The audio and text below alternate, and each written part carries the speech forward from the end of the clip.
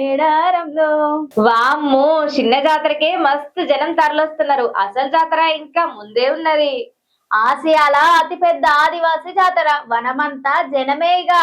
ఇక ఇప్పటికే పచ్చని అడవంతా పబ్లిక్ తోటి నిండిపోయింది. మరి కోడి పుంజులు, యాటపోతలు, నిలువెత్తు బంగారాలు, జంపన్న వాగుల స్నానాలు, చిన్న ముచ్చటుండదు మరి. చూడంగా మేడారం జాతర దగ్గరనే పడ్డదుల్లా. పనులు శరవేగంగా సాగుతున్నాయి. ఇక చూడ చక్కదనంగా గద్దలు ముస్తాబైనాయి. లక్షల మంది జనం, నిండిపోయిన వనం, శివసత్తుల శిగం, టన్నుల కొద్దీ బంగారం. ఇక ఎటు చూసినా అమ్మవారి కొలుపులతోటి మారు మోగుతున్నాయి. ఇక తెలంగాణ తెగువకు, సంస్కృతి సాంప్రదాయానికి, వైభవానికి ప్రతీకగా నిలిచిన వీర వనితలు సమ్మక్క సారలమ్మలు ఆదివాసీ హక్కుల కోసం ఆదిశక్తులుగా మారి దేవతలుగా అవతరించిండ్రు.